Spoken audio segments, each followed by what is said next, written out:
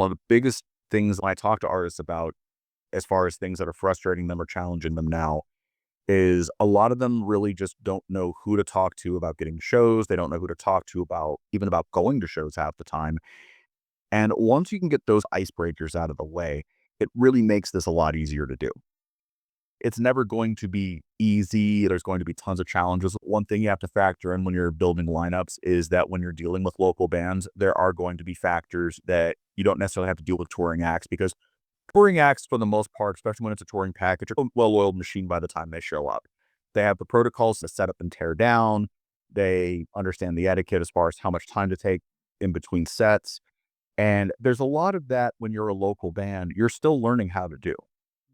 It's not coming from a place of malice or trying to mess with people. It's coming from a place of not necessarily knowing the stuff yet. And it can feel a little bit like herding cats sometimes when you're trying to make sure that everybody shows up at the right place on time with the right equipment. And a little bit later on in this, I'm going to go over how to mitigate some of those issues and get out ahead of it. But when you're factoring in your lineup, you want to make sure that you're looking at acts who fit the genre, who will bring people, but will also bring people who will stick around and support the whole show. Those are the biggest things. And the easiest way to get out ahead of that is by going to as many shows as possible, keeping your ear to the ground, and really learning the ins and outs of who to talk to. Before I go into some more of how to make a show work, before you decide where to four wall, is figuring out your budget. This is the not fun part, because most of the time you're probably starting from zero. There's nothing wrong with that. Every cool thing in the world starts from zero.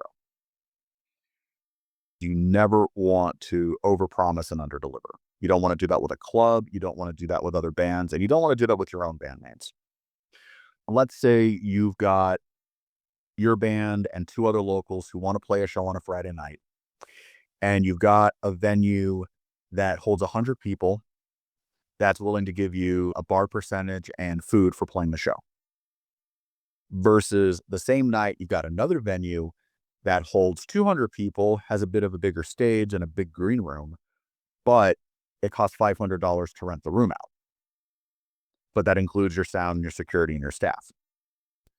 Collectively as a team, you have to be able to sit down and say, okay, does this extra cost, is it justified by the extra amount of people we could theoretically bring out if it's a bigger room? Is it justified by the quality of the room, if the room has better sound or if it's a better location? And there might be times where it makes sense. If you've got a choice between doing a 21 plus show in a room that's going to cost you $1,000 to use, or an all ages show in a room that's going to cost you $1,500, it might make sense to spend the $500 to do the all ages room, because if that translates into an extra 50 ticket sales at $15 a ticket, you've made that 500 back plus another 250 to put towards the cost of doing the show.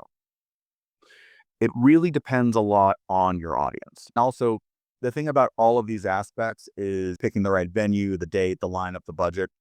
None of these are things you're going to get 100% right the first time. None of them are things you're even going to necessarily get 100% right the first year of doing this. I've been booking shows for 19 years, and I would say it really took me about 4 to 5 years nonstop of doing it constantly to start getting a real understanding of how to troubleshoot certain things way in advance and knowing how to deal with potential issues once they arose. Once you've got a venue picked and you got your lineup picked and your date picked and you got your budget figured out, and this ties in also with the budget as well, is figuring out how to advertise the show. The first thing I want to talk about with that is time frame, because this is something that a lot of people get tripped up on. I will see shows getting confirmed or announced by bands where there's maybe 7 to 10 days, even 14 days before the show. And in my head, I'm thinking, all right, you can blast the show out for the next 10 days on social media all you want. But because of the way social media works now, where unless it's a boosted post, a lot of times it gets buried in people's inboxes or gets buried in people's feeds, you might not see a relevant post that you want to see until days after it's been made. So if you're advertising a show 14 days out, people might not see that ad until a week out. Your biggest enemy is going to be time. Money is something you can theoretically get more of through sponsors or through other things. Time is the one thing you can never get back. If you're going to build a show from scratch, you want to make sure, ideally, that you have 6 weeks to promote it at minimum. You could probably get away with 4 depending on the date, but I would say 6 is ideal because 6 weeks gives you enough time to do several things that I'm going to go into. The first thing 6 weeks does is it gives you enough time to put together a solid lineup and commit bands to it so that they have enough time to call out of work. They have enough time to clear out their calendars. It's a lot harder for somebody to do that on 2 weeks notice, especially a city like Vegas where most of us are on call or doing service industry where our schedule is determined at the beginning of the week sometimes. Another thing you have to factor in too is if you know your fan base or your friend base is in a certain field or a certain work hours or has a certain budget that they spend for the most part, you should absolutely factor that in. If you know that your crowd is a crowd that's more on the white collar side, that has a little bit more money to spend, but they want a place where they can sit down and they want a place where they can smoke or a place with food, absolutely factor that into the venue you're picking. If you know that your crowd is blue collar and they're not going to pay more than X amount for a certain kind of drink, definitely factor that in. The last thing you want to do is put your friends in a place that they're not happy. Then they're going to associate your band with not having a good time, and you never want that. Time frame is really important. Now, there's certain things you're going to want to get out ahead of with that. The biggest mistake that I see a lot of promoters make, and I see a lot of bands make, is relying strictly on social media to advertise. This is a death sentence for any show, to be blunt. The problem is that over the last couple of years, there have been dramatic changes to how people use social media. There have been dramatic changes to the algorithm. And more importantly, there have been dramatic changes as to how you can advertise. Unless you're using constant boosted posts, a lot of your posts simply don't get seen. And if you do use boosted posts, you are extremely limited to what you can target. There are a lot of groups and causes and lifestyles that you used to be able to target for advertising that now you can't post 2020.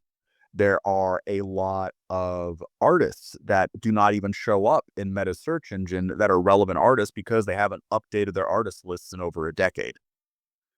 A lot of the messaging simply isn't getting seen by the people who need to see it. You're seeing a lot more people going back to traditional physical marketing in the sense of flyers and posters.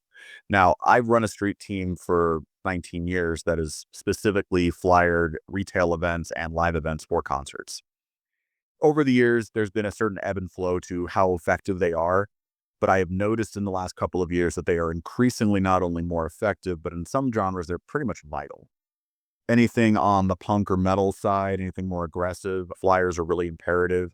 I would also argue for hip hop, they're a lot more effective now. There's almost been a role reversal from 10 years ago. 10 years ago, if you send someone an event invite on Facebook, they're like, oh, cool, awesome. If you handed someone a flyer, what's this? Now it's turned into this opposite thing where someone sees an ad for a show while they're doom scrolling. Their immediate reaction is, oh, cool, a show. It's, oh, great. How did Zuckerberg know I like that? Versus someone sees a flyer on their windshield or gets a poster at their tattoo shop. In a way, it feels less invasive. It feels more like, oh, hey, this is something that I actually am excited about.